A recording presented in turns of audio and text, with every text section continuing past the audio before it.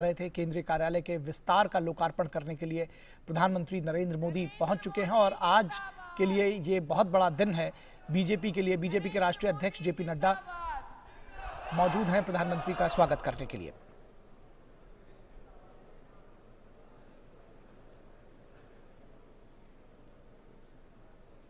माननीय राष्ट्रीय अध्यक्ष जी के द्वारा अंग वस्त्र पहना के स्वागत और पुष्प गुच्छ देकर स्वागत किया गया है।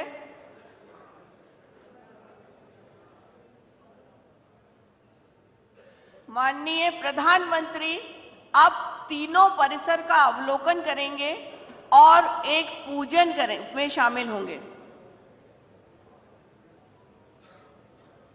Narendra Modi, Narendra Modi, Narendra Modi, JP Nadda, JP Nadda. भारत माता की, भारत माता की।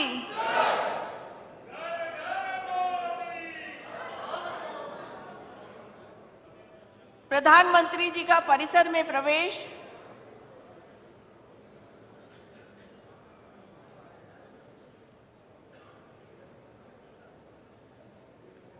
इस परिसर में इस हॉल के अलावा 2 कॉन्फ्रेंस हॉल्स और हैं।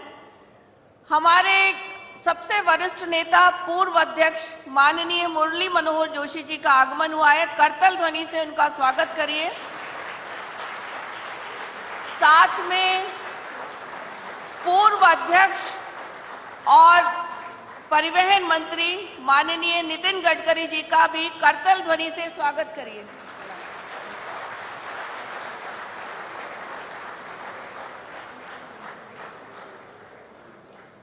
BJP, BJP, BJP, Joshi ji, Joshi ji, Nitin Gadkari, Nitin Gadkari. Bharat Mata की, भारत माता की। वंदे, वंदे।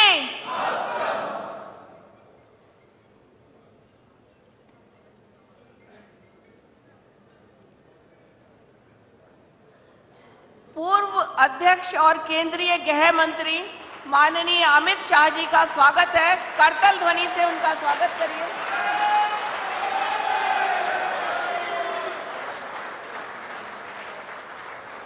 अमित शाह जिंदाबाद, अमित शाह जिंदाबाद, बीजेपी जिंदाबाद, बीजेपी जिंदाबाद। भारत माता की, भारत माता की। वंदे, वंदे। माननीय प्रधानमंत्री जी का परिसर में आगमन हो चुका है। राष्ट्रीय कार्यालय के एक्सटेंशन के लोकार्पण समारोह के हम सब साक्षी बन रहे हैं। ये हमारे लिए गौरव का क्षण है। इस परिसर में इस बिल्डिंग भवन में 3 परिसर हैं। एक ये परिसर है जहां आप सब विराजमान हैं। 2 कॉन्फ्रेंस हॉल इस परिसर में हैं। इसके आगे एक आवासीय परिसर है और एक परिसर में रिसर्च विंग है, नीति शोध परिसर है वो। तो ये हमारी कार्यकर्ता आधारित पार्टी, संगठन आधारित पार्टी का केंद्रीय कार्यालय के विस्तार का लोकार्पण कार्यक्रम है। और हम केवल एक राजनीतिक दल ही नहीं है, हम सामाजिक सरोकारों को साथ लेकर चलने वाले लोग हैं। गरीब कल्याण और समृद्ध समावेशी भारत के निर्माण के लिए संकल्पित माननीय प्रधानमंत्री जी कुछ ही समय में हमारे बीच में आने वाले हैं। यहाँ उपस्थित हमारे वरिष्ठगण स्टेज पर विराजमान हैं। उन सब का मैं हार्दिक अभिनंदन करती हूँ। इस परिसर के पूजन के लिए, क्योंकि हम सनातन संस्कृति को मानने वाले लोग हैं, कल शाम को 6:30 बजे से आज 1 बजे तक विभिन्न हवन और पूजन के कार्यक्रम रखे गए। सबसे पहले गणपति हवन हुआ, उसके पश्चात वास्तु का हवन हुआ, नवग्रह हवन किया गया, इंद्र विजयी हवन का हवन किया गया, चंद्रिका हवन हुआ और श्री सत्यनारायण पूजन, कथा पूजन और हवन का काम यहाँ हुआ है। और उसके पश्चात आज ये लोकार्पण का कार्यक्रम, केंद्रीय कार्यालय विस्तार के लोकार्पण का कार्यक्रम यहाँ रखा है। पूजन के पश्चात भोजन प्रसाद हो जाता है। तो आप सभी से आग्रह है कि कार्यक्रम के पश्चात भोजन प्राप्त करके अवश्य यहाँ से जाएं, क्योंकि वो प्रसाद है। हमारे राजस्थान में प्रसादी कहते हैं कि अगर आप इस तरह के किसी कार्यक्रम के साक्षी हुए हैं, प्रसादी ग्रहण नहीं की तो कार्यक्रम में आना आपका नहीं माना जाता है। तो आप सभी से आग्रह है कि भोजन प्राप्त करके अवश्य यहाँ से पधारें।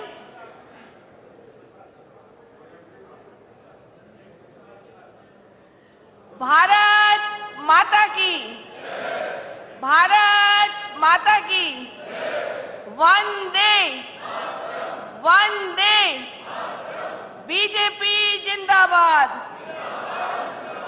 भाजपा जिंदाबाद, भाजपा जिंदाबाद।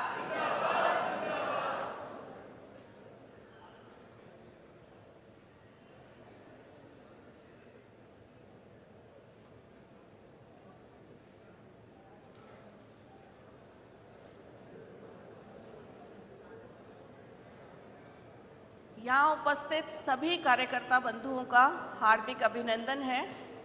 आज एक ऐतिहासिक पल के साक्षी होने का गौरव हम सबको मिल रहा है। विश्व के सबसे बड़े नेता, युग पुरुष, परम सम्माननीय मोदी जी द्वारा केंद्रीय कार्यालय के विस्तार का लोकार्पण कार्यक्रम यहाँ पर होगा और हम सबको इस कार्यक्रम का साक्षी होने का, उन्हें सुनने का मौका मिलेगा। और दिल्ली प्रदेश के कार्यकर्ताओं के द्वारा पिछले 7 दिन से बहुत मेहनत के साथ इस कार्यक्रम के लिए सहयोग दिया गया है और अभी भी काफ़ी लोग यहाँ खड़े हैं। आप सभी से यही निवेदन करना चाहूँगी कि दरवाज़ा छोड़ के थोड़ा सा हम पीछे हो जाएं ताकि आगंतुकों को परेशानी नहीं हो। अतिथि बहुत दूर दूर से आए हैं।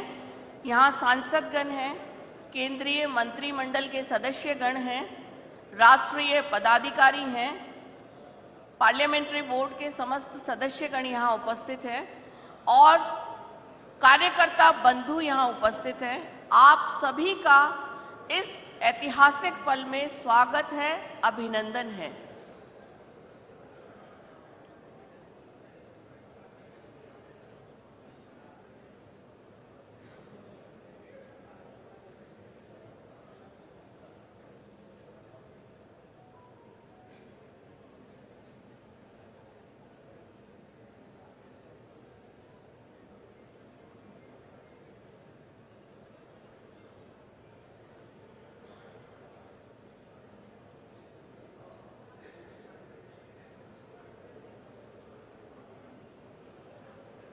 नमो ऐप के एक फीचर का प्रस्तुतिकरण अभी यहाँ पर हुआ है। मैं आग्रह करना चाहूँगी कि उसके बारे में हम सब लोग उस फीचर को उपयोग में लें। नमो ऐप एक बहुत बड़ा पोर्टल है जिससे हमें सरकार की योजनाओं की जानकारी, नवाचार और बहुत सी ऐसी चीज़ें जो हम लोग कर सकते हैं, क्योंकि कार्यकर्ता होने के नाते ये हम सब का कर्तव्य है कि हम अपनी पार्टी का विस्तार करें और केंद्र की योजनाओं को उस जन तक लेके जाएं जिसके लिए वो योजनाएं बनी हैं। सर्व समावेशी विकास में और गरीब कल्याण के संकल्प के साथ प्रधानमंत्री जी निरंतर काम कर रहे हैं और वैश्विक नेता के रूप में विश्व में अपनी छवि, देश की छवि सुधारने का काम उन्होंने किया है। तो भारतीय जनता पार्टी के कार्यकर्ता होने के नाते ये कर्तव्य हम सबका है कि हम उन योजनाओं की जानकारी लें, उन योजनाओं के बारे में अध्ययन करें और उसे उस वंचित तक पहुंचाएं जिसके लिए वो योजनाएं बनी हैं। महिला होने के नाते बहुत गौरवान्वित महसूस करती हूं कि 11 महिला मंत्री पहली बार किसी सरकार में हैं और यहाँ माननीय निर्मला जी बैठी हैं, वित्त मंत्री हैं, स्मृति जी बैठी हैं।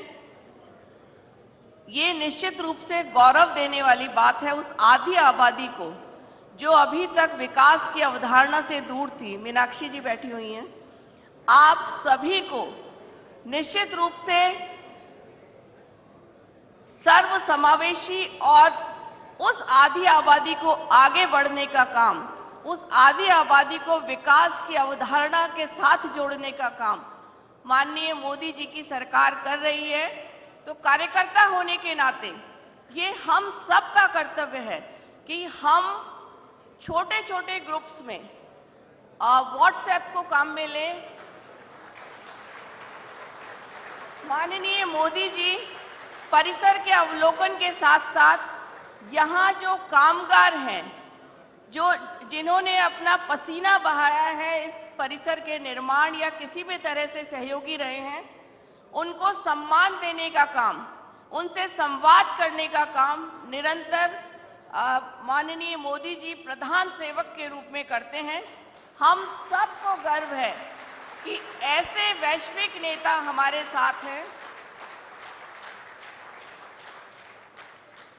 जिन्होंने उस छोटे से छोटे व्यक्ति से लेकर देश का विश्व में परचम लहराने तक का काम किया है। एक बार करतल ध्वनि से उस युग पुरुष के इस पुनीत काम के लिए हम सब भी अपनी तरफ से सहभागी बने।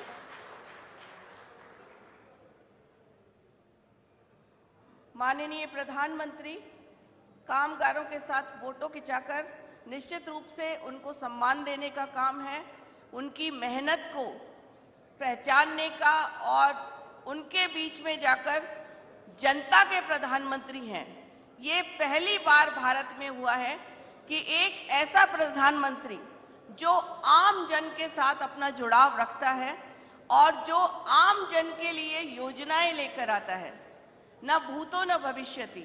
हम सबको गर्व है कि ऐसा वैश्विक नेता हमारी अगुवाई कर रहा है, लेकिन हमारा भी कर्तव्य है कि हम निरंतर वो सारे काम करने का प्रयास करें जिसके लिए पार्टी की तरफ से आपके पास आता है या केंद्र की योजनाओं को आगे ले जाने की बात आती है। माननीय प्रधानमंत्री जी परिसर का अवलोकन कर रहे हैं।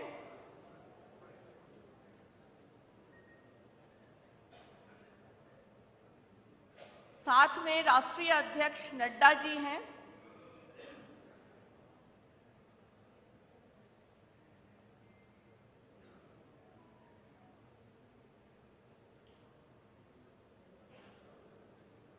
बहुत सुंदर परिसर का निर्माण है। ये एक सभागार है। इस परिसर में 2 छोटे कॉन्फ्रेंस हॉल्स भी हैं जो आगे जाकर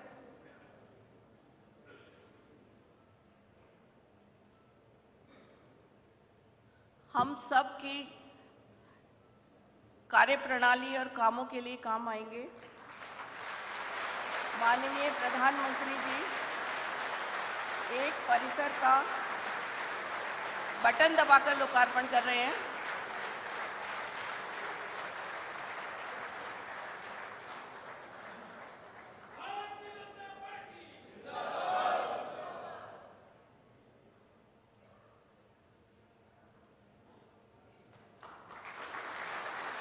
पुष्प वर्षा, क्योंकि हम सनातन संस्कृति को मानने वाले लोग हैं। बड़ों का सम्मान और पूजन हमारी परंपरा का हिस्सा है।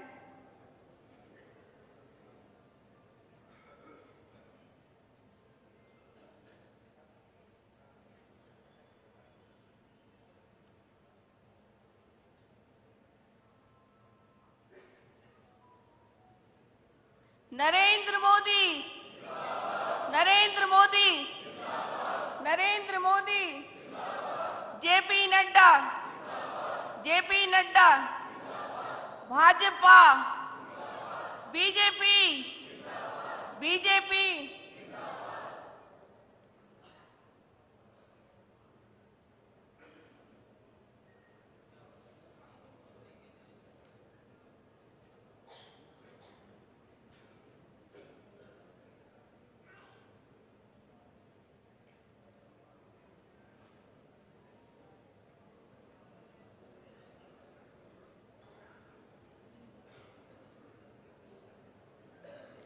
माननीय प्रधानमंत्री जी के द्वारा पूजन किया जा रहा है नीचे, क्योंकि किसी भी शुभ काम के शुरुआत से पहले पूजन हमारी संस्कृति का एक हिस्सा है।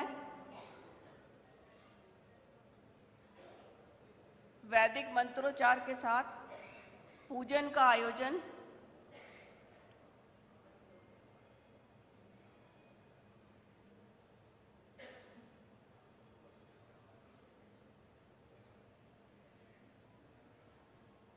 हम सनातन संस्कृति को मानने वाले लोग हैं और किसी भी शुभ काम से पहले पूजन की परंपरा हमारे यहाँ है।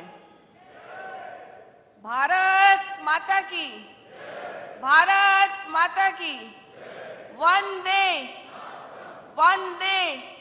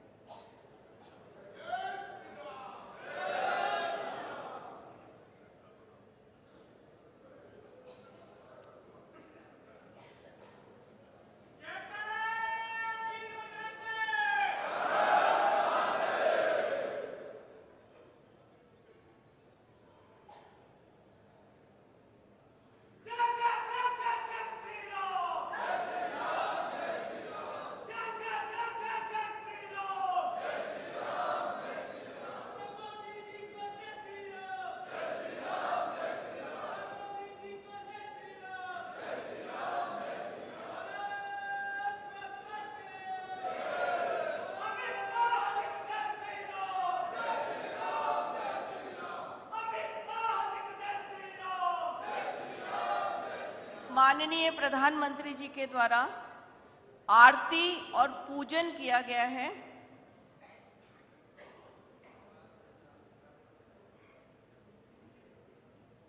विधिवत पूजन और आरती।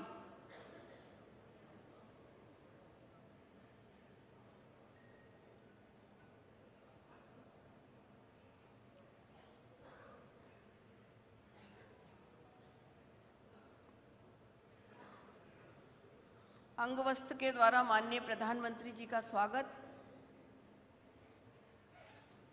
और पंडित जी के द्वारा हमारी संस्कृति के अनुरूप उन्हें भेंट दी गई है। जो भी किसी भी शुभ काम से पहले हम सब जानते हैं कि इस तरह का आयोजन हम करते हैं। नरेंद्र मोदी जिंदाबाद, नरेंद्र मोदी जिंदाबाद।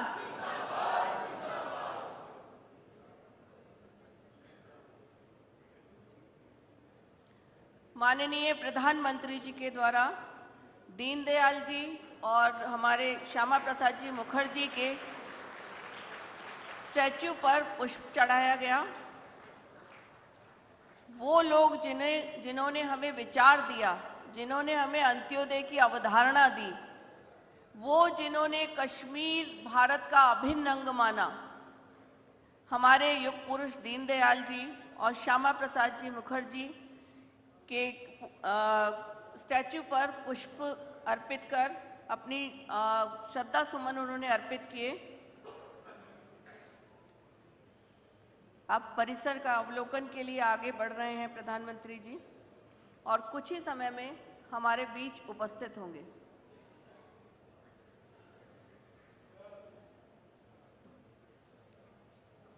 भारत माता की, भारत माता की, वंदे वंदे, बीजेपी जिंदाबाद, बीजेपी जिंदाबाद।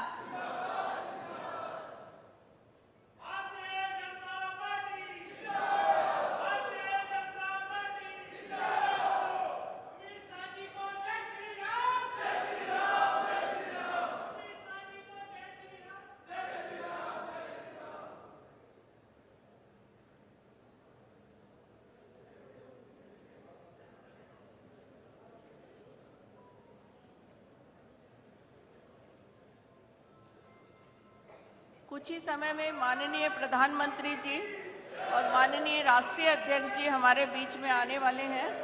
आप सभी से आग्रह है कि जब वो सभागृह में पधारें, खड़े होकर करतल ध्वनि से उनका स्वागत करें।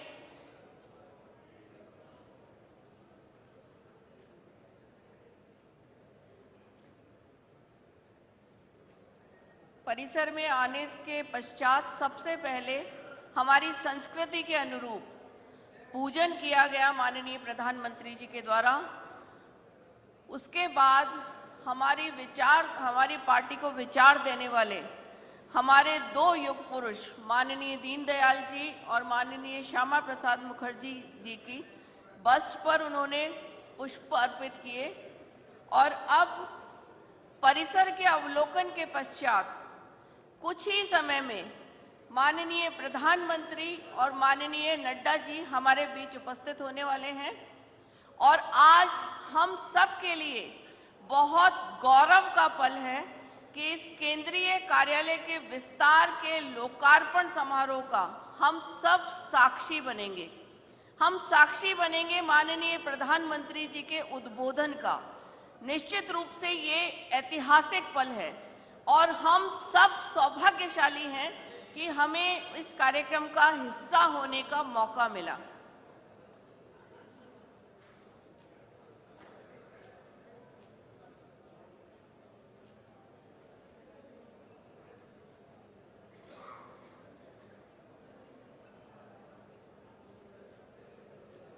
भारत माता की, भारत माता की, वंदे वंदे, बीजेपी बीजेपी।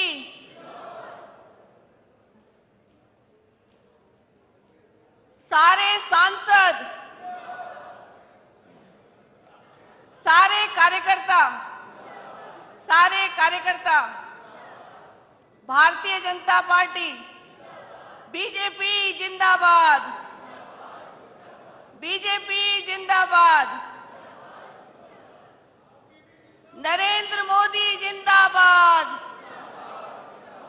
नरेंद्र मोदी जिंदाबाद, अमित शाह जिंदाबाद, अमित शाह जिंदाबाद, मुरली मनोहर जोशी जी जिंदाबाद, मुरली मनोहर जोशी जी जिंदाबाद, नितिन गडकरी जी जिंदाबाद, नितिन गडकरी जिंदाबाद, सारे कार्यकर्ता जिंदाबाद, बीजेपी जिंदाबाद,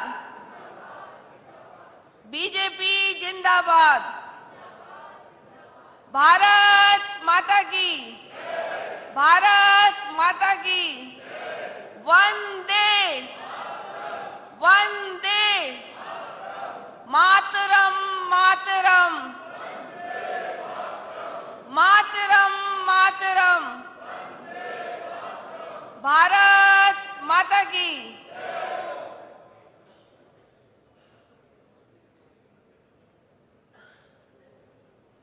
परिसर के अवलोकन के पश्चात कुछ ही समय में माननीय प्रधानमंत्री जी का आगमन होगा। आप सब जो यहाँ कार्यकर्ता बंधु उपस्थित हैं, आप सभी का हार्दिक अभिनंदन है। माननीय प्रधानमंत्री जी के आगमन पर खड़े होकर करतल ध्वनि से उस युग पुरुष का जो देश को आगे ले जाने के लिए कृत संकल्प है और जो विश्व में भारत का परचम लहरा रहा है। आज भारत क्या कहता है ये बहुत ध्यान से सुना जाता है। तो भारत आज दर्शक से आगे बढ़कर विश्व गुरु की ओर जा रहा है। इसलिए मैं आग्रह करना चाहूंगी आप सभी से कि परम सम्माननीय प्रधानमंत्री जी और सम्माननीय नड्डा जी के आगमन पर खड़े होकर करतल ध्वनि से स्वागत करें उनका, जो न केवल हमें भारतीय जनता पार्टी होने का गौरव प्रदान का कार्यकर्ता होने का गौरव प्रदान करते हैं, बल्कि विश्व में भारत की पहचान है।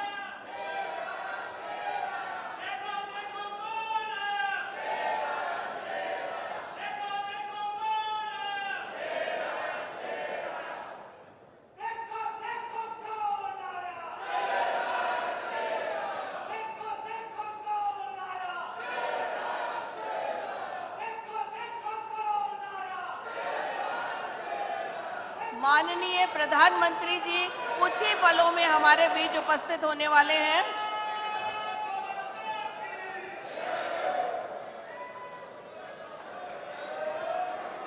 भारत माता की, भारत माता की। मोदी मोदी मोदी मोदी मोदी मोदी मोदी मोदी मोदी मोदी मोदी मोदी मोदी। नरेंद्र मोदी जिंदाबाद, नरेंद्र मोदी जिंदाबाद, जेपी नड्डा जिंदाबाद।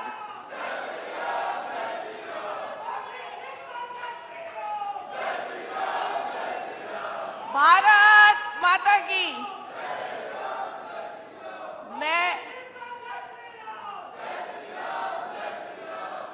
मैं मंचासीन, कृपया अपने स्थान ग्रहण करें। मैं मंचासीन सभी वरिष्ठ गणों से माननीय प्रधानमंत्री जी से आग्रह करूंगी, दीप प्रज्वलन कर कार्यक्रम की विधिवत शुरुआत करें।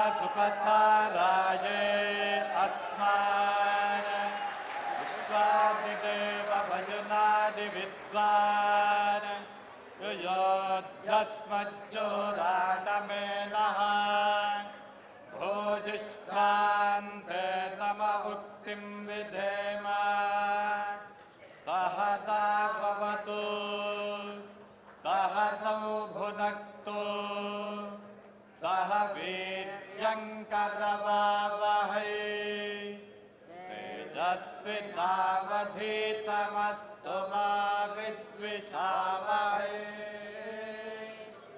ओम शांति शांति शांति।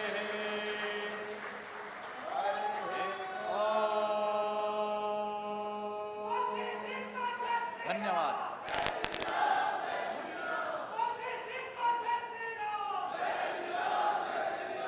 भारत माता की। अब वंदे मातरम का गायन होगा।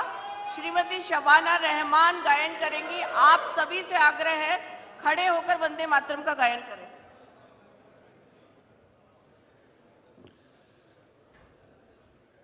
वंदे मातरम,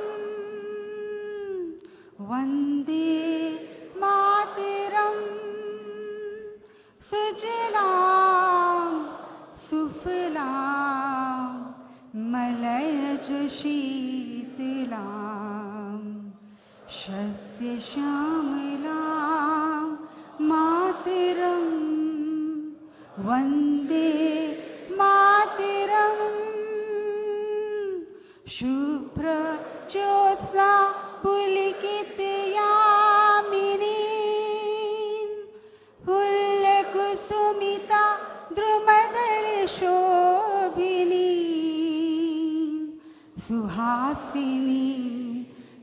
मधुर भाषिणी सुखदां वरदां मातरं वन्दे मातरं वन्दे मातरम्। भारत माता की, भारत माता की।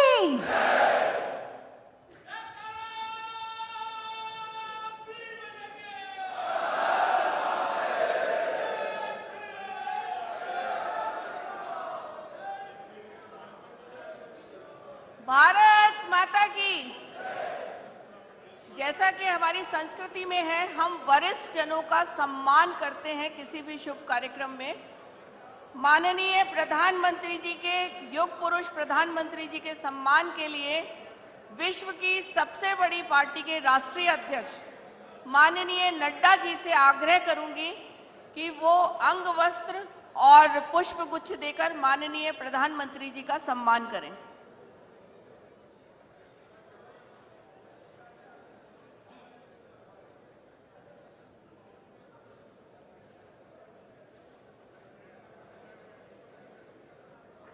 करतल ध्वनि से स्वागत करिए।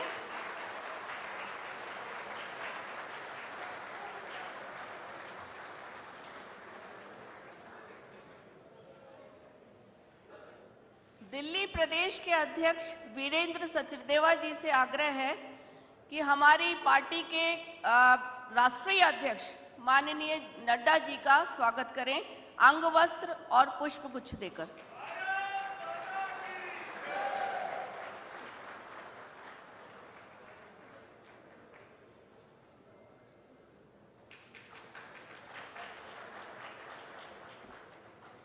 हमारे पूर्व अध्यक्ष और पूर्व मंत्री वयोवृद्ध नेता मुरली मनोहर जोशी जी के स्वागत के लिए प्रदेश के महामंत्री हर्ष मल्होत्रा जी से आग्रह करूंगी कि अंग वस्त्र और पुष्प गुच्छ देकर माननीय मुरली मनोहर जी का स्वागत करें।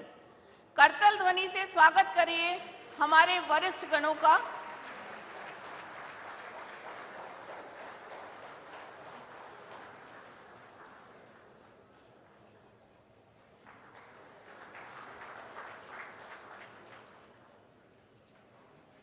पूर्व राष्ट्रीय अध्यक्ष और वर्तमान गृह मंत्री जिन्होंने एक भारत श्रेष्ठ भारत के स्वप्न को साकार किया है, माननीय अमित शाह जी के स्वागत के लिए मैं आग्रह करूंगी जयप्रकाश जी को, जो पूर्व मेयर हैं दिल्ली के।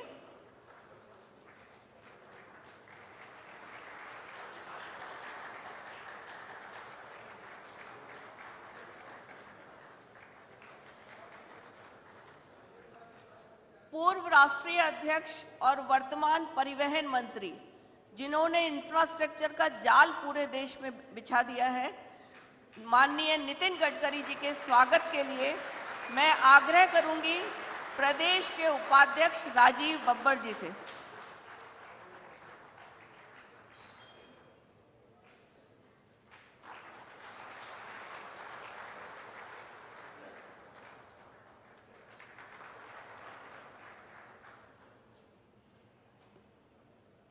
विकासवाद को सेंटर में लाने वाले और देश के विकास की अवधारणा को नई परिभाषा देने वाले सर्वसमावेशी समृद्ध भारत के निर्माण को संकल्पबद्ध माननीय युग पुरुष वैश्विक नेता मोदी जी से आग्रह करूंगी, माननीय प्रधानमंत्री जी से निवेदन करूंगी कि केंद्रीय कार्यालय विस्तार का डिजिटली लोकार्पण करें।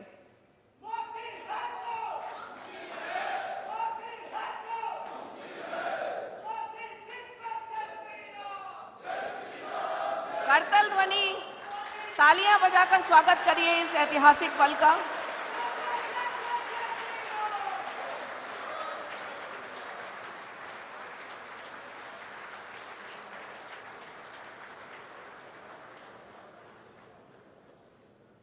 केंद्रीय कार्यालय विस्तार के पर एक फिल्म का प्रस्तुतिकरण है 5 मिनट की। उस फिल्म का अभी प्रस्तुतिकरण चालू है।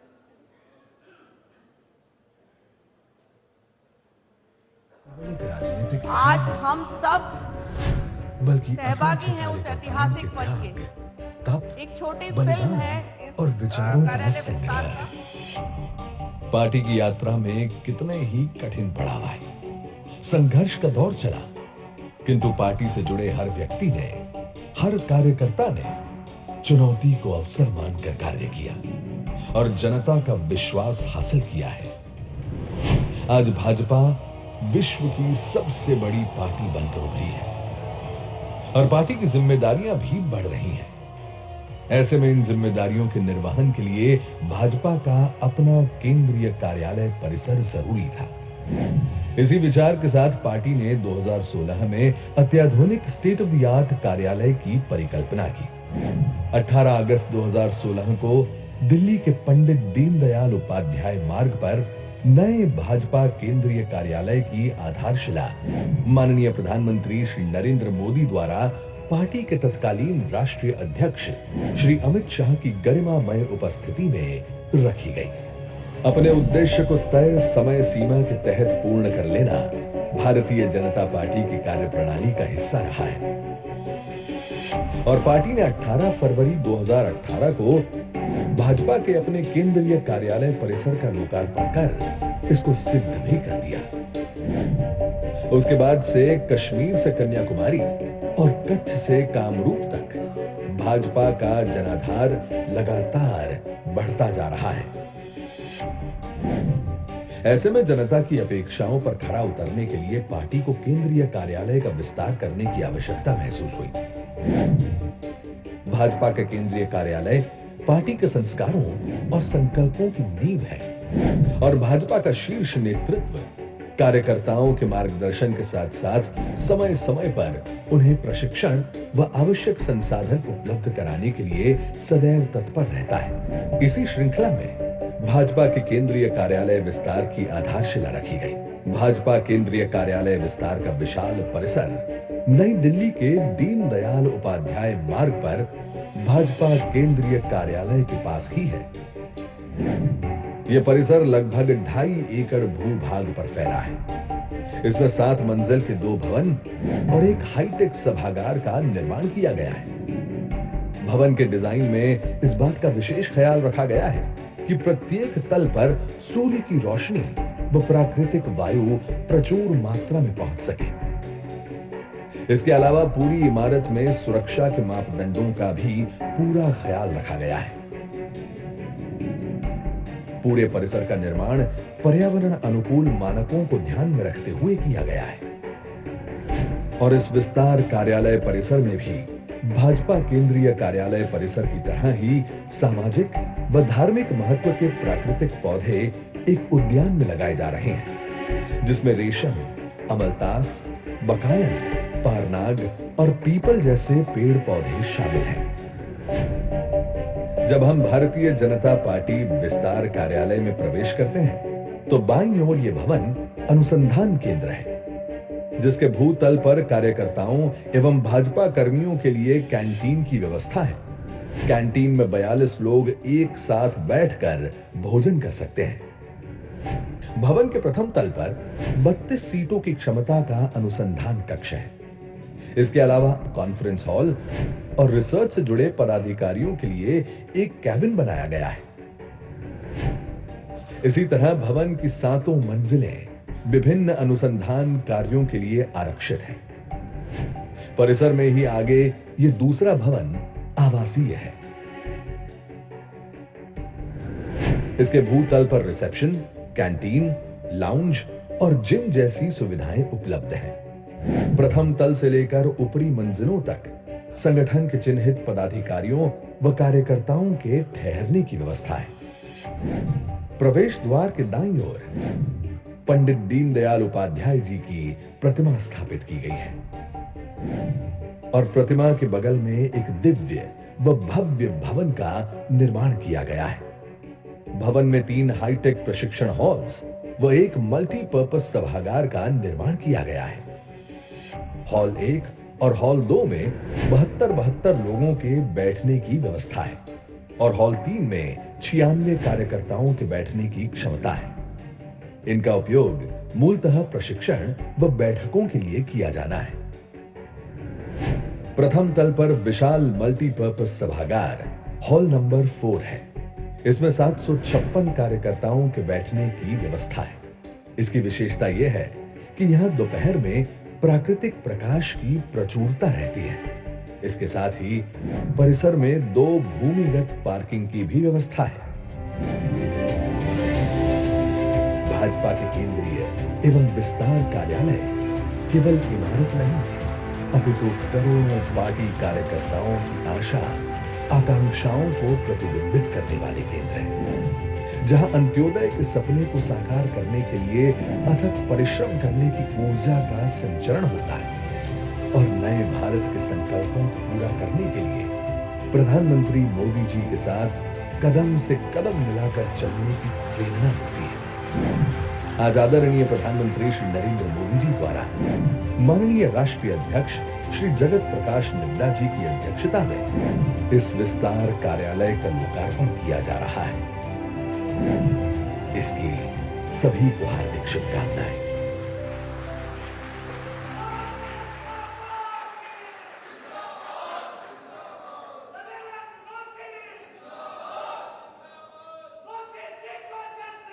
भारत माता की। अभी इस सुंदर प्रस्तुतिकरण को आपने देखा।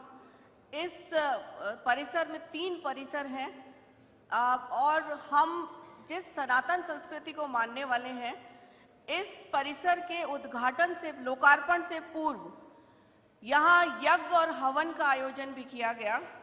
सबसे पहले कल शाम को 6:30 बजे से लेकर आज दोपहर 1 बजे तक हमारी संस्कृति के अनुरूप हवन और पूजन इन परिसर में किया गया। गणपति हवन से शुरुआत हुई, वास्तु हवन हुआ, नवग्रह हवन हुआ, इंद्र विजयी हवन, चंद्रिका हवन और फिर श्री सत्यनारायण पूजा और हवन का कार्यक्रम यहाँ पर हुआ है। और हमारी संस्कृति के अनुरूप माननीय वैश्विक नेतृत्व ने अभी यहाँ पर पूजन कर, आरती कर इस लोकार्पण कार्यक्रम का शुभारंभ किया है। अब इसी के अंतर्गत विश्व की सबसे बड़ी पार्टी के राष्ट्रीय अध्यक्ष जो सहज ही अपनी भाषा और ऊर्जा के साथ कार्यकर्ताओं को जोड़ते हैं, जिन्होंने कोविड के समय हमें सेवा ही संगठन का मूल मंत्र दिया और ये संदेश दिया कि हम केवल एक राजनीतिक दल नहीं है, हम सामाजिक सरोकारों को भी साथ लेकर चलते हैं और सरकार की योजनाओं को आम जन तक ले जाने के लिए किस तरह पार्टी का सहयोगी हो सकती है और किस तरह हम अपने संगठन का विस्तार कर सकते हैं, ये मूल मंत्र देने वाले और पार्टी सर्वग्राही पार्टी बने, ये हमें प्रेरणा देने वाले राष्ट्रीय अध्यक्ष माननीय जेपी नड्डा जी से मैं आग्रह करूंगी कि हम सबका मार्गदर्शन करें।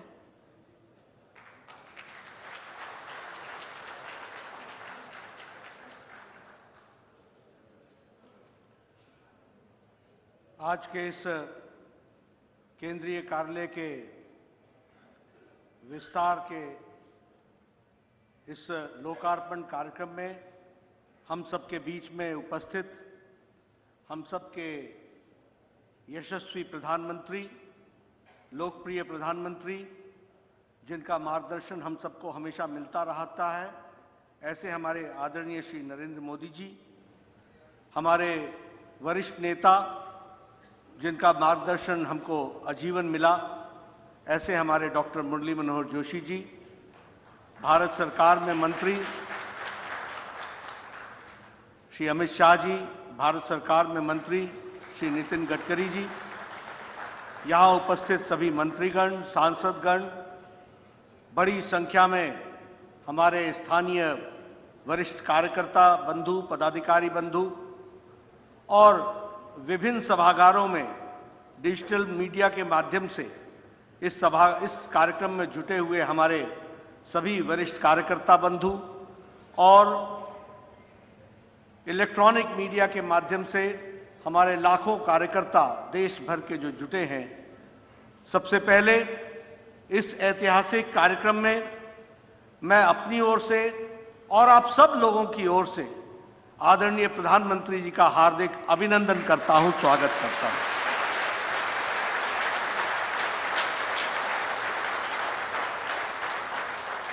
मैं उनका विशेष अभिनंदन इसलिए करता हूं क्योंकि वह देश के प्रधानमंत्री जरूर हैं, देश का नेतृत्व वो लंबे समय से कर रहे हैं। उनके नेतृत्व का लोहा और थाथी विपक्ष भी मानता रहा है, दुनिया भी मानती रही है, लेकिन हम सब लोगों के लिए यह सौभाग्य की बात है कि उनके दिलों में हमेशा भारतीय जनता पार्टी कैसे आगे बढ़े,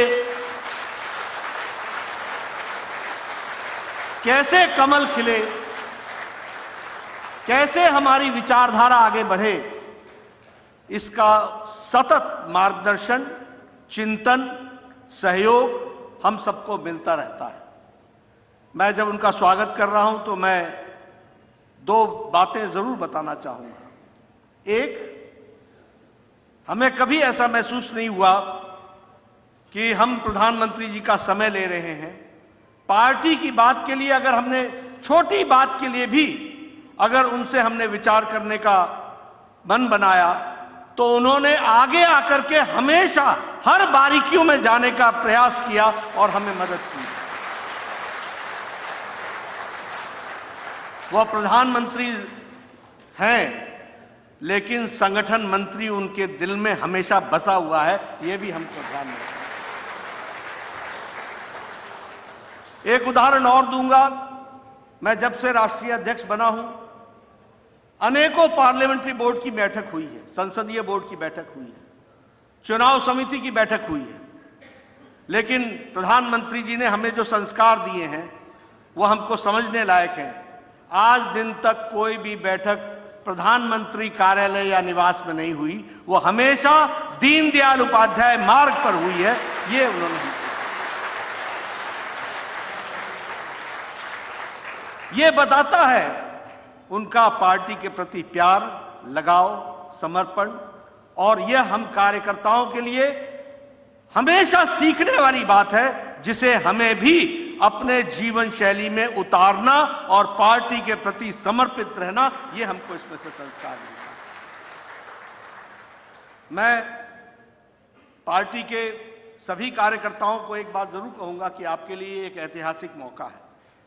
आज से 20 साल बाद पार्टी तो बढ़ेगी, आगे तो बढ़ेगी, लेकिन आप ये कह सकेंगे, इसके चश्मदीद गवाह बनेंगे, 20 साल बाद भी आप गौरव से कह सकेंगे कि जिस दिन इसका लोकार्पण हो रहा था उस दिन मैं भी उपस्थित था। ये आपको ऐतिहासिक मौका मिला।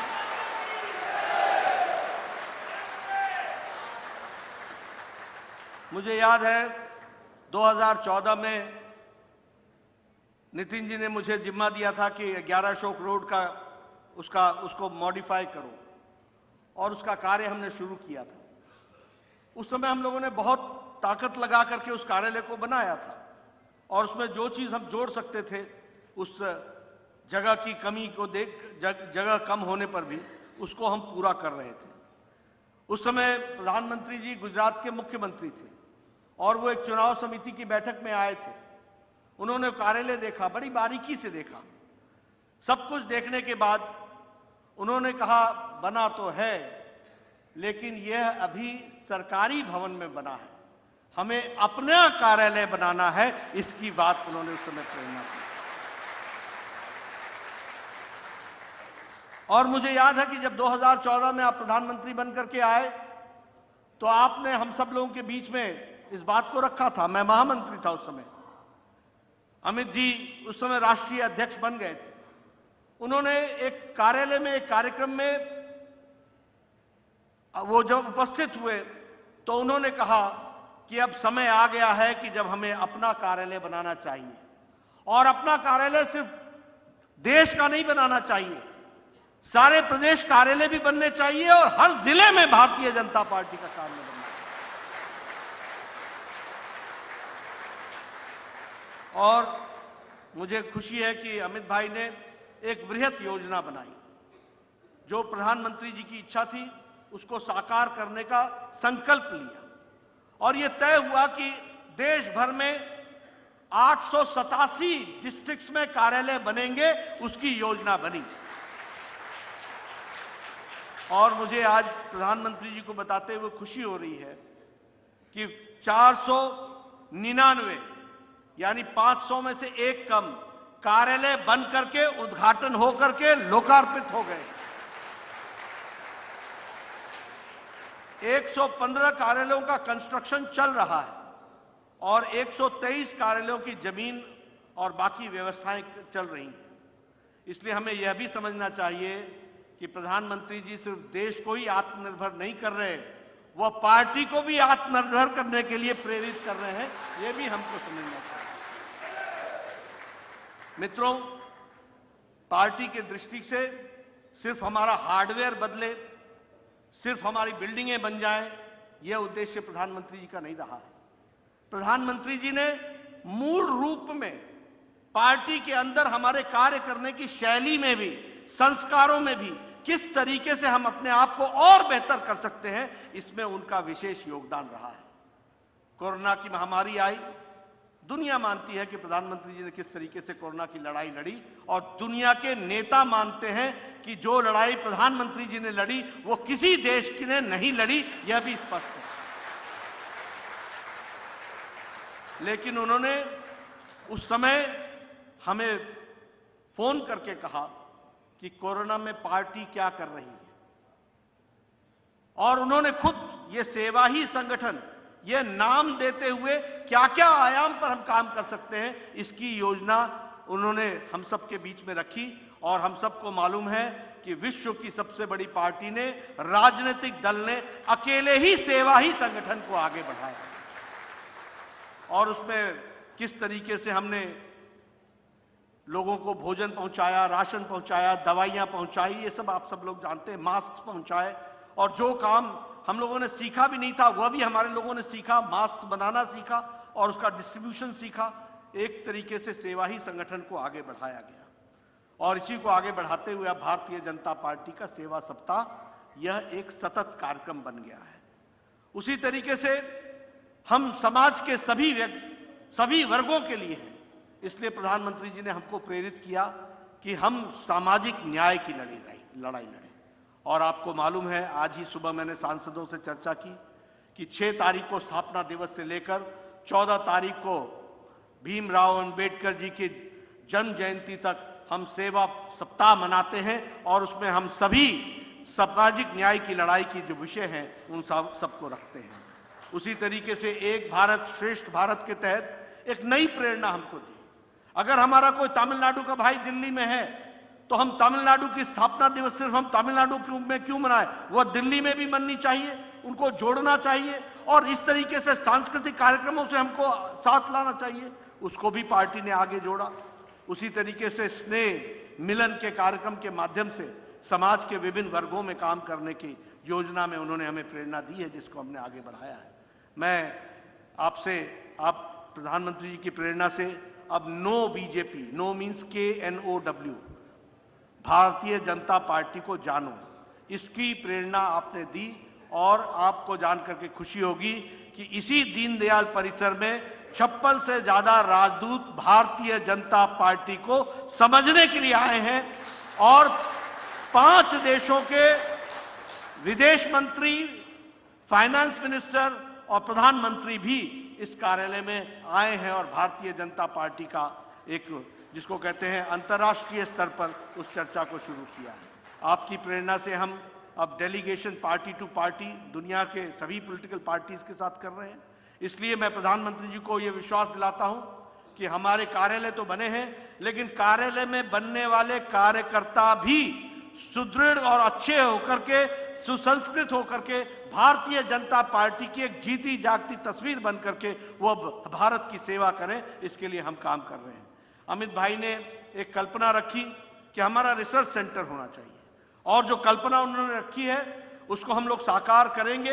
ये दुनिया का one of the high quality विचारों से युक्त, हमारे संस्कारों से युक्त रिसर्च सेंटर बनने वाला है, इसको भी हम आगे बढ़ा रहे हैं। मैं आपके और प्रधानमंत्री जी के बीच में ज्यादा देर न रहता हुआ मैं पुनः प्रधानमंत्री जी का स्वागत करता हूं, उनका हम सबको मार्गदर्शन मिलेगा और उनके मार्गदर्शन से जो पार्टी कार्य को आगे बढ़ा रही है उसके बारे में मैंने कुछ चर्चा की। आप सब लोगों से मेरा यही निवेदन है कि जो प्रधानमंत्री, और निवेदन नहीं, ये निर्देश है कि हम सब लोग प्रधानमंत्री जी के जो हमको विचार मिलते हैं उसको जमीनी स्तर पर पूरा करने के लिए हम सब तत्पर होंगे, और इस बात का विश्वास मैं प्रधानमंत्री जी को भी देता हूं। इन्हीं शब्दों के साथ धन्यवाद।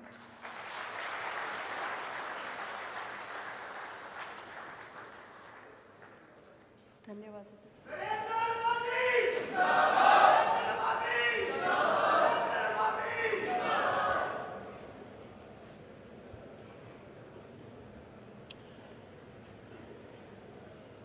भारत माता की, भारत माता की।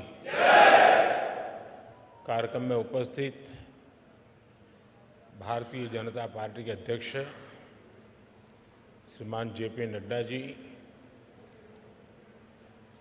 हम सबके मार्गदर्शक डॉक्टर मुरली मनोहर जोशी जी,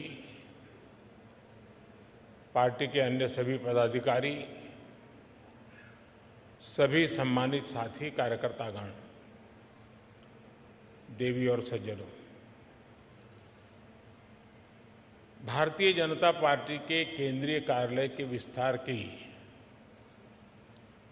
देश भर के भारतीय जनता पार्टी के कार्यकर्ताओं को बहुत बहुत बधाई।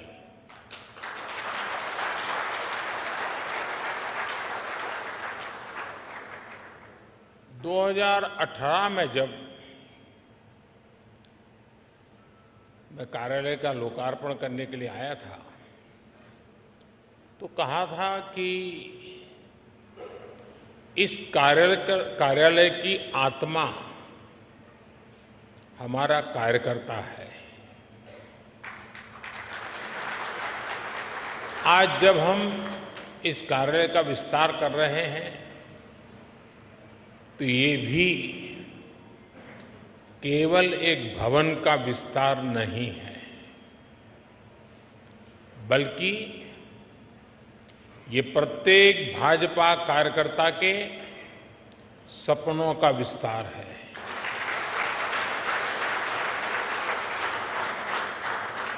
भाजपा के सेवा के संकल्प का विस्तार है। मैं पार्टी के उन कोटि कोटि कार्यकर्ताओं के चरणों में प्रणाम करता हूं।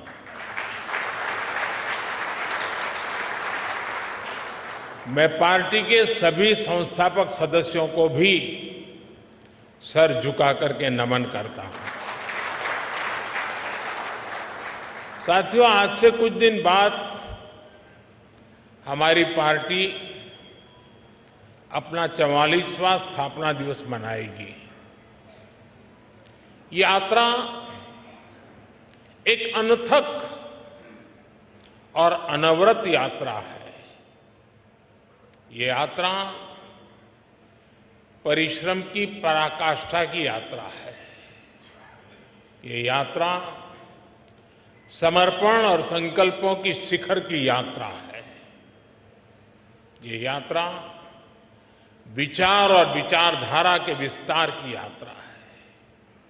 और ये यात्रा, ये विस्तार अपने आप में बहुत ही प्रेरणादायी है। आपको याद होगा, भारतीय जनसंघ ने दिल्ली के अजमेरी गेट के पास एक छोटे से ऑफिस से अपनी यात्रा शुरू की थी। उस समय हम देश के लिए बहुत बड़े सपने देखने वाले छोटी सी पार्टी थे। सपने बड़े थे, दल छोटा था।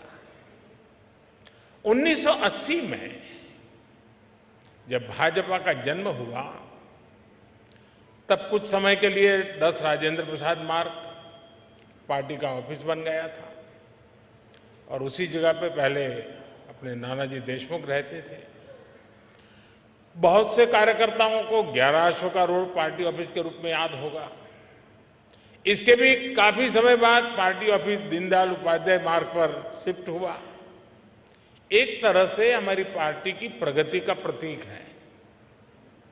इस दौरान कितने ही उतार चढ़ाव आए, हम तो वो दल है जिसने इमरजेंसी के दौरान लोकतंत्र की रक्षा के लिए खुद अपने दल को ही देश हित में आहूत करने पर हमने हिम्मत के साथ कदम उठाया।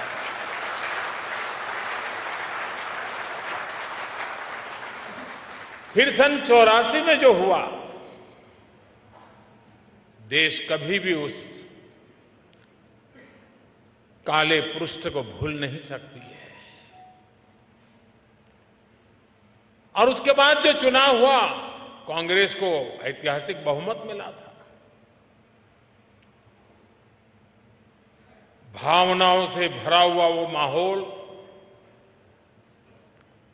एक इमोशनली चार्ज एटमॉस्फियर, और उस आंधी में हम भी लगभग पूरी तरह से खत्म हो गए थे, लेकिन हम हताश नहीं हुए। हम निराश नहीं हुए।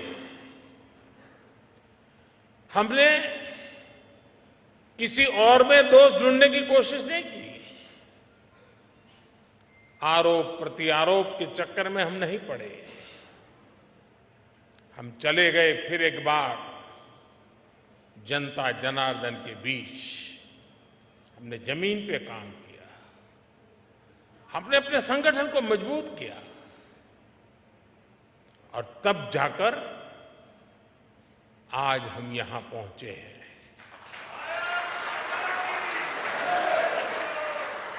दो लोकसभा सीटों के साथ शुरू हुआ सफर 2019 में 303 सीटों तक पहुंच गया।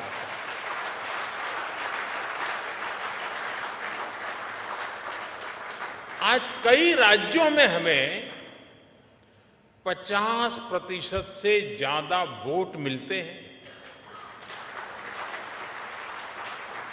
आज उत्तर से दक्षिण तक, पश्चिम से पूरब तक भाजपा एकमात्र पैन इंडिया पार्टी है।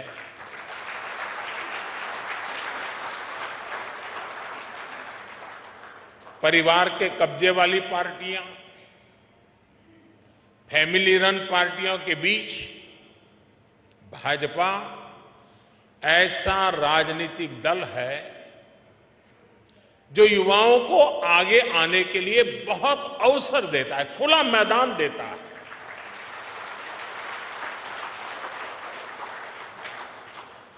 आज भारत की माताओं, बहनों, बेटियों का आशीर्वाद जिस पार्टी के साथ है, उस पार्टी का नाम है भारतीय जनता पार्टी।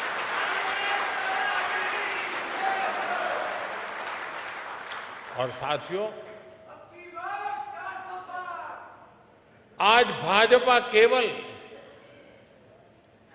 विश्व की सबसे बड़ी पार्टी नहीं है, बल्कि भाजपा भारत के सबसे फ्यूचरिस्टिक पार्टी है।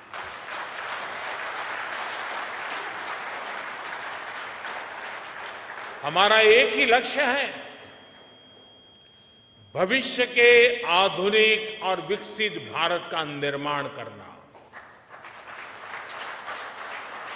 और इसलिए हमें खुद अपने लिए भी भविष्य के लक्ष्य निर्धारित करने ही होंगे। इसके लिए हमारे पास आधुनिक सोच भी होनी चाहिए, आधुनिक संसाधन भी होने चाहिए। हमें भाजपा को एक ऐसी संस्था के रूप में विकसित करना है जिसके पास अगले 10 साल, 20 साल, 50 साल के लक्ष्य निर्धारित है। इसके लिए 3 बातें हर कर्तव्यनिष्ठ कार्यकर्ता, हर भाजपा सदस्य के स्वभाव में होना समय की मांग है, देश की जरूरत है। वो 3 बातें क्या है? एक है अध्ययन, दूसरा है आधुनिकता और तीसरा है विश्व भर से अच्छी बातों को आत्मसात करने की शक्ति।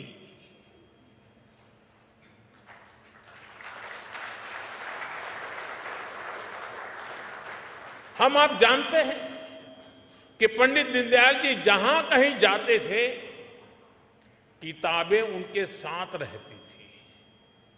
वो प्रवास में भी पढ़ते लिखते रहते थे। उनकी रचनाएं, उनके अध्ययन और बौद्धिक विस्तार की गवाह है। डॉक्टर श्यामा प्रसाद मुखर्जी के अपने घर में तो हजारों किताबें थी। भाजपा कार्यालय की नई बिल्डिंग पार्टी की उस परंपरा का एक केंद्र बनेगी और बननी चाहिए।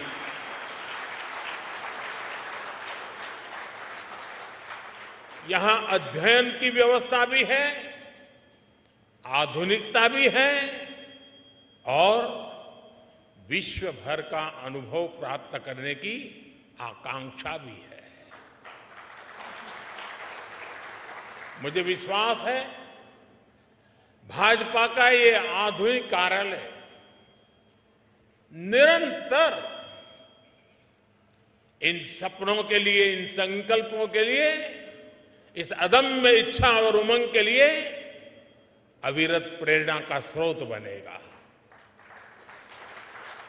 साथियों, हम भाजपा कार्यकर्ताओं के लिए एक गर्व की बात है कि हम सब जिस दल में काम कर रहे हैं, जिस दल के आचार, संस्कार और विचार ने हमें गढ़ा है, उस दल की और उसके कार्यकर्ताओं की आज विश्व भर में चर्चा हो रही है। आज बीजेपी की पहचान दुनिया के सबसे महत्वपूर्ण राजनीतिक दल के तौर पर होने लगी है। आज भाजपा की तुलना दुनिया की उन ऐतिहासिक पार्टियों से होने लगी है जिन्होंने अपने शासनकाल में अपने देश का भाग्य बदल दिया था। ये समय बीते 4-5 दशकों में भाजपा कार्यकर्ताओं के त्याग और तपस्या की वजह से आया है। ये समय भाजपा सरकार के विकास के कार्यों की वजह से आया है। बीजेपी वो दल है जो भारत के महत्व को, भारत के सामर्थ्य को सशक्त करने के एक ही संकल्प को लेकर के चल रहा है। हम सबका साथ, सबका विकास, सबका विश्वास और सबका प्रयास के मंत्र को लेकर के आगे बढ़ रहे हैं। और मुझे ये देखकर खुशी होती है कि दुनिया के कई सारे ऐसे नेता, वो हमारी भाषा से परिचित नहीं है, लेकिन फिर भी वो ये सबका साथ, सबका विकास मंत्र दोहराने का प्रयास करते हैं। वो अपनी भाषा में उसका अनुवाद भी करते हैं। साथियों, आज हमारा नॉर्थ ईस्ट सबका साथ, सबका विकास के मंत्र का बेहतरीन उदाहरण है। नॉर्थ ईस्ट की आबादी में बहुत विविधता है। वहां अलग अलग समुदायों के लोग हैं। आदिवासी और विधायी समुदाय के लोग बहुतायत हैं। इस क्षेत्र के लोग भाजपा पर अभूतपूर्व विश्वास दिखा रहे हैं। आज नॉर्थ ईस्ट में भाजपा के 4 मुख्यमंत्री हैं। 2 अन्य राज्यों में हमारे गठबंधन की सरकारें हैं। इस सफलता का बड़ा श्रेय भाजपा के कार्यकर्ताओं को ही जाता है। भाजपा कार्यकर्ताओं के इसी परिश्रम की वजह से आज दक्षिण भारत में भी दूर दूर तक पार्टी का विस्तार हो रहा है। कर्नाटका में भाजपा इतने वर्षों से मजबूत स्थिति में है। आज भी हम नंबर 1 पार्टी है कर्नाटका में। तेलंगाना में भी लोगों का एकमात्र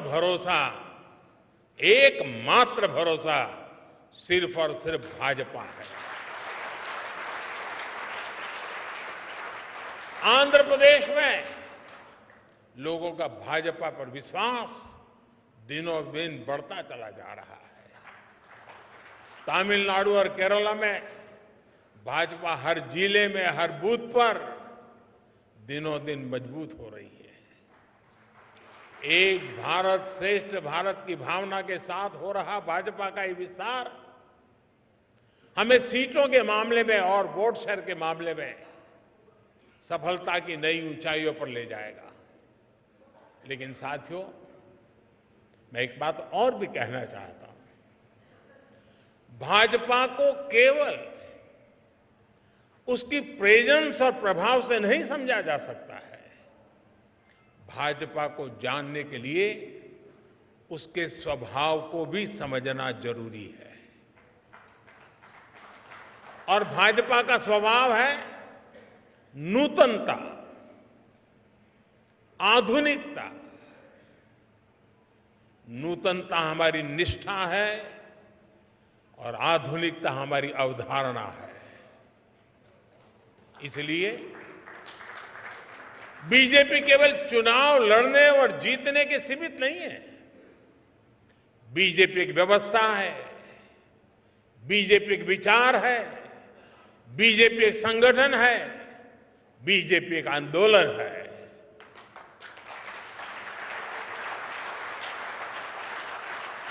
बीजेपी विकास की भी प्रेरणा शक्ति है और बीजेपी बदलाव की भी प्राण शक्ति है। बीजेपी ने सियासत की सोच को बदला है और समावेश के नए मानकों को जन्म दिया है। और इसका एक उदाहरण है भाजपा का सदस्यता अभियान और इसके माध्यम से पार्टी का विस्तार। एक समय था जब हम राज्यों में राज्य स्तर की कमेटी बन जाए तो हम सोच रहे थे कि चलिए उस राज्य में झंडा गाड़ दिया।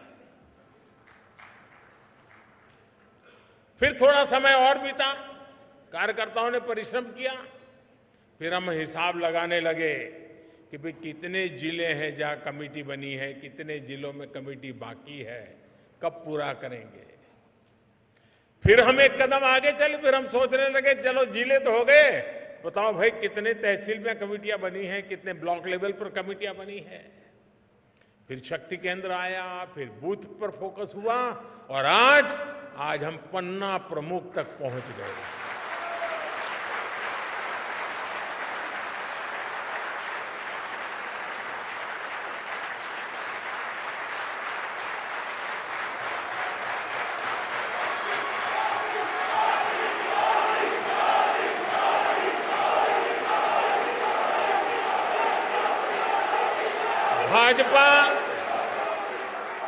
भाजपा पहली पार्टी है जिसने पार्टी की व्यवस्था में संवैधानिक रूप से महिलाओं के लिए पद की व्यवस्था की है। संविधान के तहत भाजपा पहली ऐसी पार्टी है जो अपने कार्यकर्ताओं को नए अवसर देने के लिए निरंतर तत्पर रहती है। हमने पार्टी की समितियों में, कमेटियों में हर बार 25% नए लोगों को लाने की व्यवस्था शुरू की है। हम कार्यकर्ताओं की इसी ताकत से सत्ता के शिखर तक पहुंचे हैं। लेकिन हम भले ही सत्ता के शिखर पर पहुंचे हो, लेकिन हमारे पांव आज भी उतने ही जमीन पर हैं जितने 1980 में हुआ करते थे।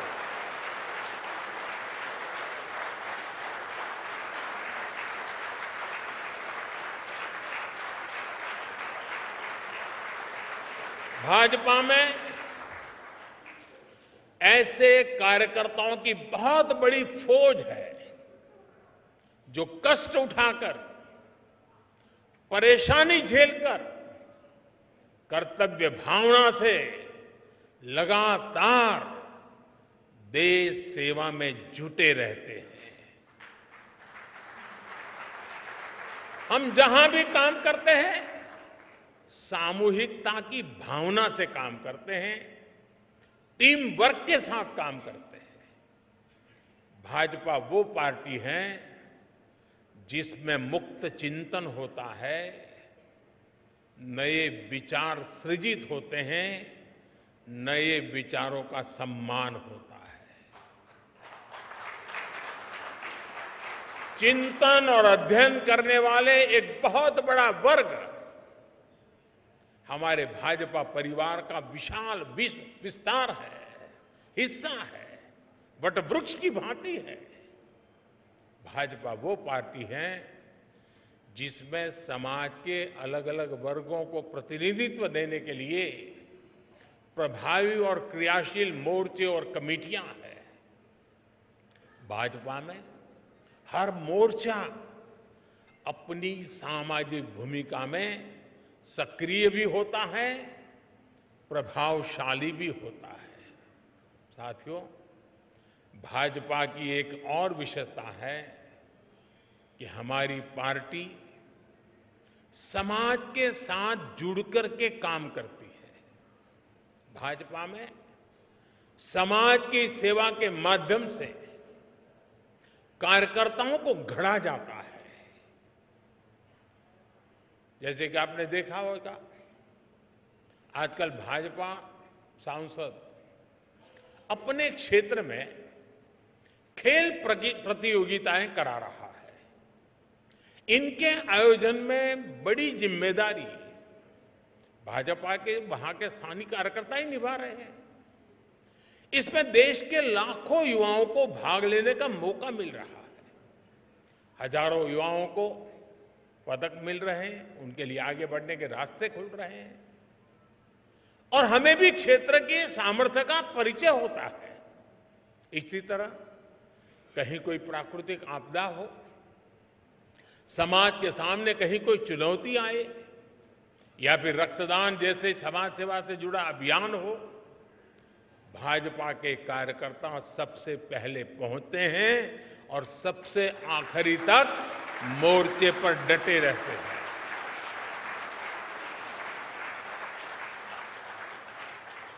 अभी अध्यक्ष जी बता रहे थे, कोरोना के दौरान हमारी पार्टी के लोगों ने कैसे घर घर जाकर मुफ्त राशन और इलाज पहुंचाने में मदद की। और तब तो पता नहीं था कि जाएंगे तो क्या लेके आएंगे। अगर बीमारी घर में लाए तो जिंदगी खतरे में पड़ जाती थी। फिर भी ये भाजपा का कार्यकर्ता है जो हर घर जाता था।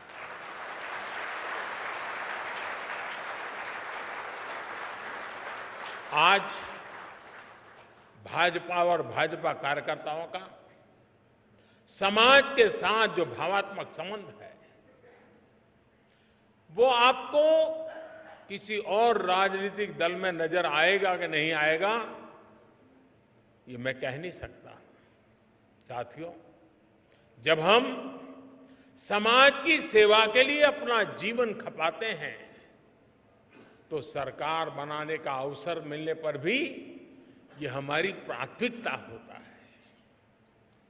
इसलिए ही आज पूरे भारत में भाजपा सरकारें आकांक्षा, विकास और प्रगति का पर्याय बन रही है। और ये ये भाजपा का ब्रांड ऑफ गवर्नेंस है। जहां भी भाजपा की सरकार है वहां गरीब कल्याण के लिए योजनाएं तेज गति से चलने लगती है। जहां भी भाजपा की सरकारें हैं वहां योजनाओं का लाभ लाभार्थियों तक पहुंचाना सुनिश्चित हो जाता है। जहां भी भाजपा की सरकारें वहां युवा शक्ति को आगे बढ़ने के लिए नए अवसर बनते हैं। जहां भी भाजपा की सरकारें हैं वहां योजनाओं में महिला सशक्तिकरण को सर्वोच्च प्राथमिकता मिलने लगती है। जहां भी भाजपा की सरकारें हैं वहां कानून व्यवस्था सुदृढ़ हो जाती है। जहां भी भाजपा की सरकारें हैं वहां ease of doing business, ease of living के प्रयास बढ़ने लगते हैं। जहां भी भाजपा की सरकारें हैं वहां इंफ्रास्ट्रक्चर का तेजी से विकास होना शुरू हो जाता है। जहां भी भाजपा की सरकारें हैं वहां विकास और विरासत दोनों साथ साथ चलते हैं।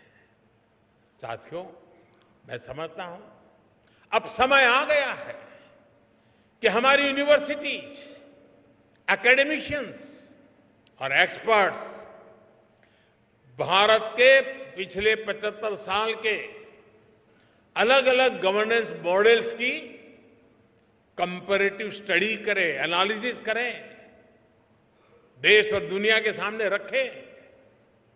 देश ने लंबे समय तक कांग्रेस का एक गवर्नेंस मॉडल देखा है।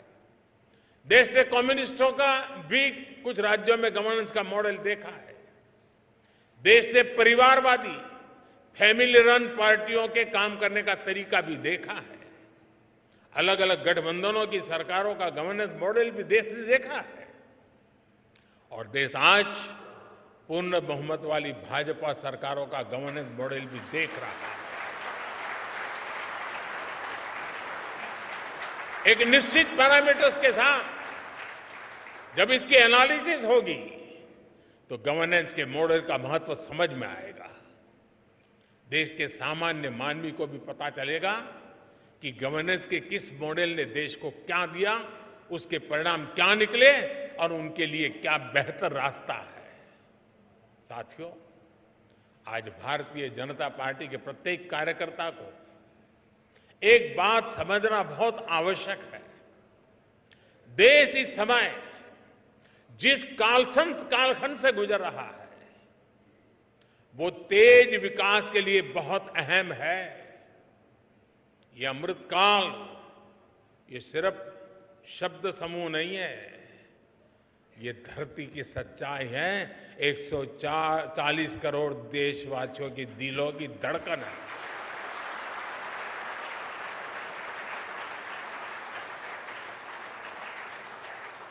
आज हम सबसे युवा देश है, आत्मविश्वास से भरे हुए देश है।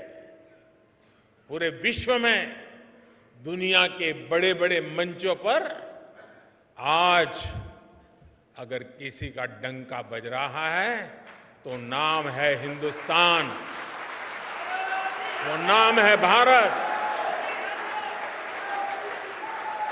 ऐसे में देश के भीतर बैठी और देश के बाहर बैठी भारत विरोधी शक्तियों का एकजुट होना स्वाभाविक है। ये शक्तियां किसी भी तरह भारत से विकास का एक कालखंड छीन लेना चाहती है। आज भारत का सामर्थ्य अगर फिर बुलंदी की तरफ जा रहा है तो इसके पीछे हमारी एक मजबूत नींव है। ये नींव हमारी संवैधानिक संस्थाओं की है, हमारे कॉन्स्टिट्यूशनल इंस्टीट्यूशंस की है। इसलिए आज भारत को रोकने के लिए हमारी इस नींव पर चोट की जा रही है, संवैधानिक संस्थाओं पर प्रहार किया जा रहा है, उन्हें बदनाम करने का अभियान छेड़ा जा रहा है। उनकी क्रेडिबिलिटी, उनकी विश्वसनीयता खत्म करने की साजिश की जा रही है। जो लोग भ्रष्टाचार में लिप्त हैं उन पर जब एजेंसियां कार्रवाई करती हैं तो एजेंसियों पर हमला किया जाता है। जब कोर्ट कोई फैसला सुनाता है तो कोर्ट पर सवाल उठाए जाते हैं, न्यायिक प्रणाली पर हमले होते हैं। आप सब देख रहे हैं, कुछ दलों ने मिलकर भ्रष्टाचारी बचाओ अभियान छेड़ा हुआ है।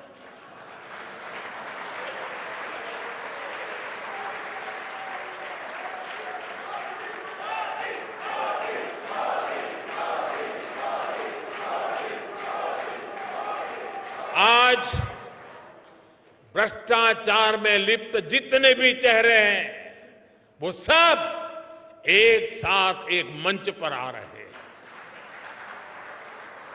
पूरा देश ये देख रहा है, देश समझ रहा है। साथियों, भ्रष्टाचार ने हमारे देश का बहुत नुकसान किया है। दिमक की तरह देश को खोखला किया है भ्रष्टाचार ने। देश की जनता आज देख रही है कि पहले की सरकारों ने किस तरह भ्रष्टाचार के खिलाफ कार्रवाई के नाम पर केवल खानापुरी की थी।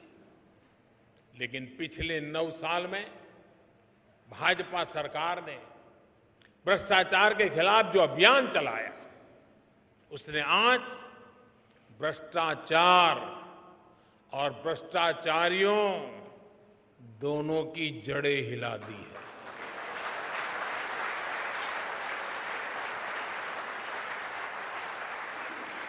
ये इस बात का प्रमाण है कि जब भाजपा आती है तो भ्रष्टाचार भागता है।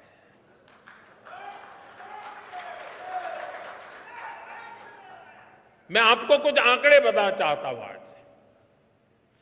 Prevention of money laundering act यानी पीएमएलए के तहत कांग्रेस की सरकार में, यानी साल 2004 से 2014 के बीच 5,000 करोड़ रुपए के आसपास की संपत्ति जब्त की गई थी। 5,000 करोड़।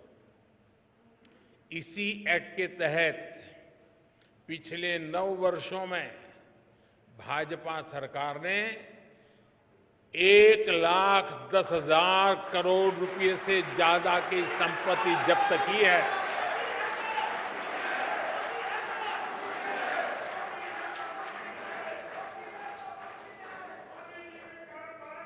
इस एक्ट के तहत पहले के मुकाबले 2 गुने से ज्यादा केस रिकॉर्ड किए गए हैं और 15 गुना ज्यादा लोगों को गिरफ्तार किया गया है। हमारे यहां कुछ लोगों ने कांग्रेस शासन के दौरान बैंकों को जमकर के लूटा। बैंकों का करीब 22,000 करोड़ रुपए का नुकसान करके ये लोग विदेश भाग गए।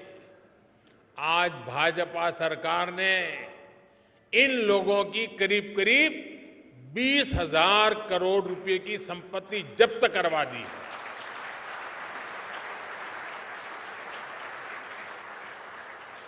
प्रिवेंशन ऑफ करप्शन एक्ट के तहत पिछले 9 वर्षों में सीबीआई ने लगभग 5,000 केस दर्ज किए हैं।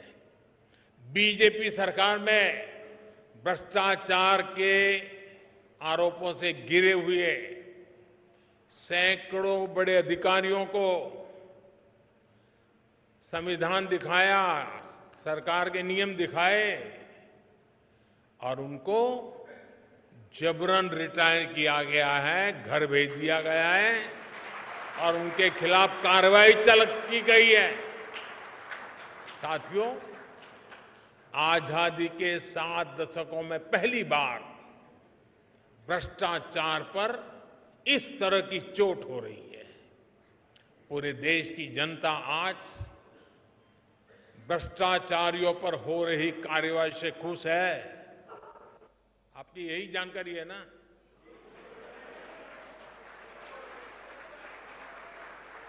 मैं जहां जाता हूं लोग यही कहते हैं, मोदी जी रुकना मत।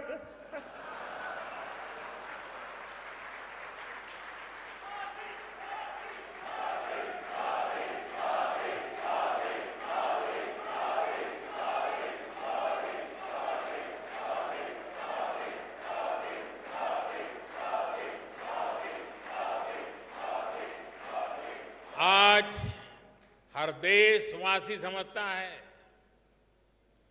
भ्रष्टाचार रुकेगा तभी देश आगे बढ़ेगा।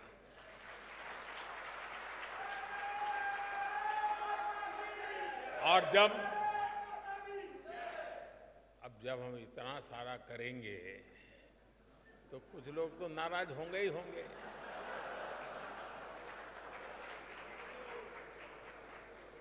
वो अपना गुस्सा भी निकालेंगे,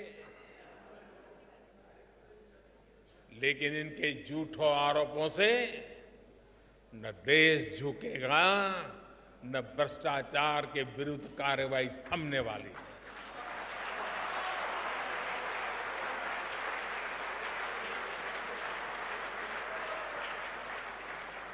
साथियों, आपको याद होगा कांग्रेस के नेता कभी कहा करते थे, जनसंघ के जमाने में बड़े बड़े नेता कहते थे जनसंघ को जड़ से उखाड़कर फेंक देंगे। ये उनके बड़े बड़े नेता बोलते थे जी। और आज की कांग्रेस कहती है कि मोदी तेरी कब्र खुदेगी।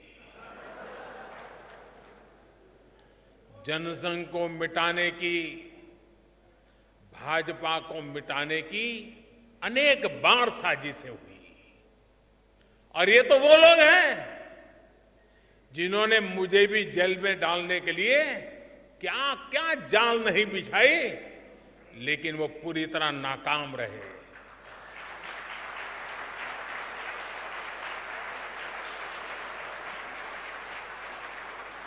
और हम बचे हैं, हम फले हैं, फूले हैं तो जनता जनार्दन के आशीर्वाद से, देशवासियों के प्यार से बढ़े। देशवासियों का अपार प्रेम, यही तो हमारी पूंजी है, यही हमें समर्थन देता है, यही हमें शक्ति देता है। देशवासियों के आशीर्वाद से हम आगे बढ़े हैं, बढ़ रहे हैं और बढ़ते ही रहेंगे।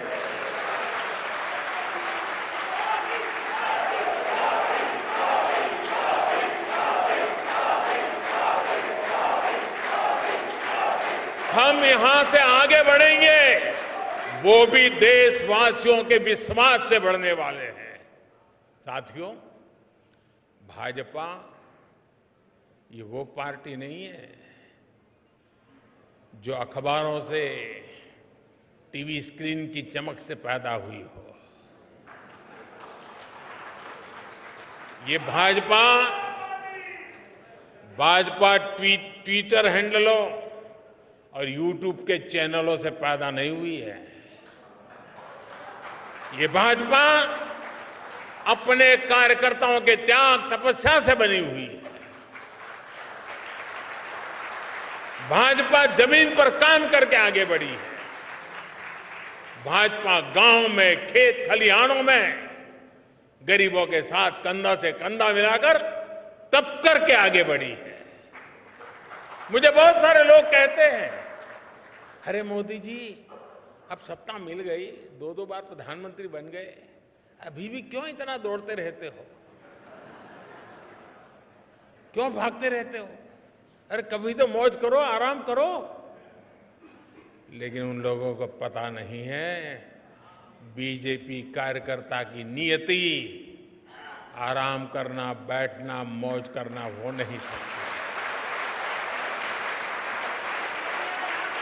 भाजपा के कार्यकर्ता के लिए देश की आशाएं, लोगों की आकांक्षाएं, उनके सपने ही उसकी ड्राइविंग फोर्स होती है।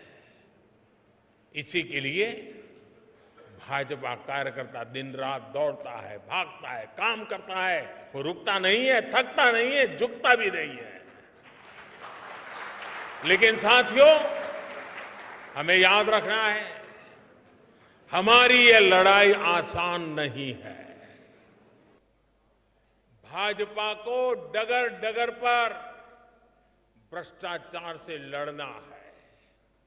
भाजपा को डगर डगर पर भाई भतीजावाद से लड़ना है। भाजपा को डगर डगर पर संप्रदायवाद से लड़ना है। भाजपा को डगर डगर पर जातिवाद से लड़ना है। भाजपा को डगर डगर पर भारत विरोधी विदेशी ताकतों और उनके इकोसिस्टम से लड़ना है, क्योंकि यही वो चुनौतियां हैं जिन्होंने देश का बहुत बड़ा नुकसान किया है, बहुत समय तक नुकसान किया है। साथियों, बहुत सौभाग्य से, अनेकों के त्याग तपस्या से हमें आजादी के अमृत काल में राष्ट्र की सेवा करने का, राष्ट्र निर्माण करने का अवसर मिला है। हम भारतीयों ने मिलकर 2047 तक, जब आजादी के 100 साल मनाएंगे, तब तक विकसित भारत का लक्ष्य रखा है। आजादी के अमृत महोत्सव से लेकर आजादी के 100 वर्ष तक देश की इस यात्रा में प्रत्येक भाजपा कार्यकर्ता को जी तोड़ मेहनत करनी ही करनी है। हमारे कार्यकर्ताओं को लंबी पारी के लिए तैयार करना चाहिए। दल को बनाने में जिस तरह अनेक पीढ़ियां खप गई, उसी तरह देश को आगे बढ़ाने के लिए हमें भी अपनी पीढ़ियों को खपाना होगा।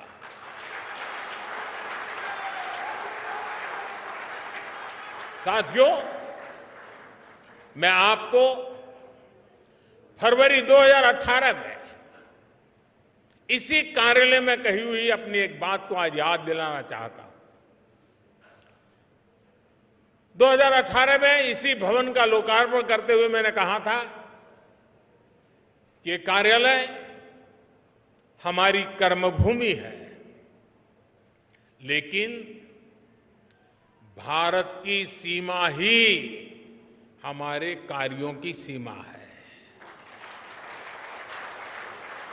हमें इस भवन से ऊर्जा लेकर संपूर्ण भारत की सीमा को ही अपना कार्यक्षेत्र बनाना है। मुझे पूरा विश्वास है आप सब इसी तपस्या के साथ देश के सपनों को साकार करते रहेंगे।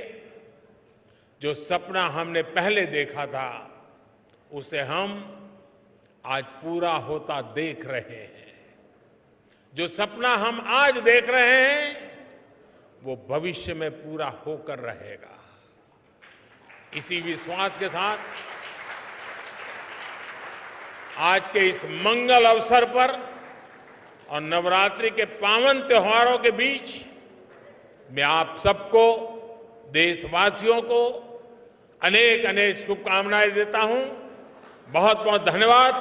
भारत माता की, भारत माता की, भारत माता की।